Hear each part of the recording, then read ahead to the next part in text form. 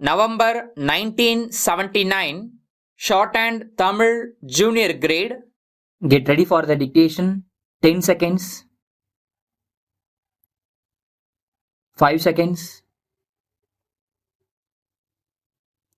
Start.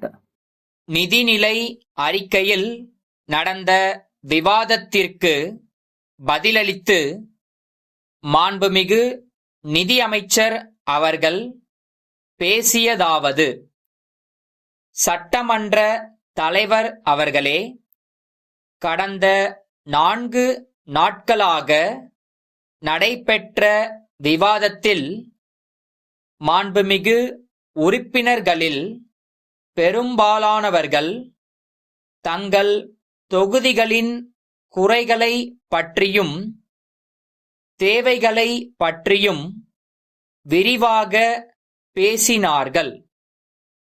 அவற்றை எல்லாம் பரிசீலித்து அரசு ஆவன செய்யும் என்று முதலாக தெரிவித்துக் கொள்கிறேன். நமது நாடு முன்னேற வேண்டுமானால் எல்லா பகுதி மக்களும் கடினமாக உழைக்க வேண்டும் என்பதை அறிவீர்கள். அப்படி உழைப்பவர்களுக்கு தகுந்த ஊதியம் கிடைக்கிறதா என்பதை நாம் கவனிக்க வேண்டும். இங்கே ஆயிரக்கணக்கானவர்களை வேலைக்கு வைத்துக் கொண்டிருக்கும் தொழிற்சாலைகள் நிறைய உள்ளன. சில தொழிற்சாலைகளில் தொழிலாளர்களின் உழைப்பை வாங்குவதில் கவனம் செலுத்தப்படுகிறதே தவிர அவர்களுக்கு அரசாங்கம் நிர்ணயித்த ஊதியத்தை கொடுப்பதில் அக்கறை காட்டப்படுவதில்லை.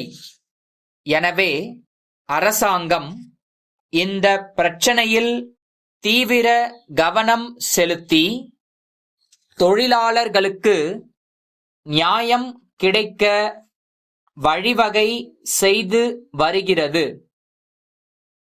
தொழில் துறையில் வளர்ச்சி வேகமாக இருந்தால்தான் பெருகி வரும் வேலையில்லா திண்டாட்டத்தை போக்க முடியும். ஆகவே வேலை வாய்ப்புகள் அதிகமாக உள்ள தொழிற்சாலைகளை மாவட்டங்கள்தோறும் ஏற்படுத்த தீவிர ஏற்பாடுகளை செய்து வருகிறோம். கிராம பகுதிகளில் உள்ள மக்கள் விவசாயத்தில் ஈடுபடாத காலங்களில் தங்களுடைய வருவாய்க்கு வழி தேடிக்கொள்ள பல திட்டங்கள் உருவாக்கப்பட்டிருக்கின்றன என்பது உங்களுக்கு தெரியும். அந்த திட்டங்களுக்கு கிராம மக்களின் ஆதரவை திரட்ட வேண்டும் என்று உங்களை பணிவன்போடு கேட்டுக்கொள்கிறேன். நோயற்ற வாழ்வே குறைவற்ற செல்வம் என்பதால் எல்லா பகுதி மக்களுக்கும், குறிப்பாக நாட்டுப்புற ஏழை எளிய மக்களுக்கும் விரைவாக இலவச மருத்துவ உதவி கிடைக்க திட்டங்கள் தீட்டப்பட்டுள்ளன. திட்டமிட்ட குடும்பம் தெவிட்டாத இன்பம் என்பதை ஏழை மக்களுக்கு உணர்த்த குடும்ப நலத்துறை விரிவாக்கப்பட்டிருக்கிறது. கிராமத்து மக்களின் வளர்ச்சியில்தான் நாட்டின் வளர்ச்சி இருக்கிறது. நாட்டில் இருக்கின்ற எல்லா கிராமங்களிலும் நகரங்களில் உள்ள வசதிகள் எல்லாம் கிடைக்க வேண்டும் என்ற நோக்கத்துடன் தான் இந்த அரசு பாடுபட்டு வருகிறது என்பது உங்களுக்கு தெரியும். அப்படிப்பட்ட வசதிகளை கிராமங்களுக்கு தருவதற்கு நிதி பற்றாக்குறை குறுக்கே நிற்காது. சிதம்பரம் தெற்கு வீதியிலுள்ள தென்னார்காடு ஜவுளி உற்பத்தியாளர் சங்கத்தார் கோயம்புத்தூரில் உள்ள இளங்கோ நிறுவனத்தாருக்கு எழுதிய கடிதம்.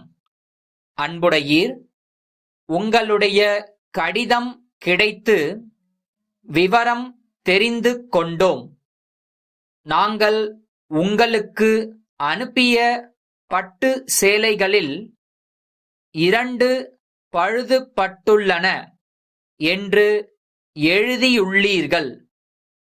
நாங்கள் ஒரு தரமான பட்டு சேலை உற்பத்தியாளர்கள். இந்த தொழிலில் 50 ஆண்டுகளாக இருந்து வருகிறோம். எங்களிடம் சேலைகள் வேண்டும் என்று கேட்பவர்களுக்கு தரமான சேலைகளை மிகவும் கவனமாக பெட்டிகளில் வைத்து அனுப்பி வருகிறோம். ஆகவே சேலைகள் பழுதுபட்டு இருப்பதற்கு நாங்கள் பொறுப்பு அல்ல. அவற்றை எடுத்து வந்த போக்குவரத்து நிறுவனத்தார்தான் காரணமாக இருக்க வேண்டும். ஆதலால் நீங்கள் அந்த நிறுவனத்தை அணுகி நஷ்ட ஈட்டுத் தொகையை வாங்கிக் கொள்ளலாம் என்று ஆலோசனை கூற விரும்புகிறோம். தங்கள் அன்புள்ள தென்னார்காடு ஜவுளி உற்பத்தியாளர் சங்கம்.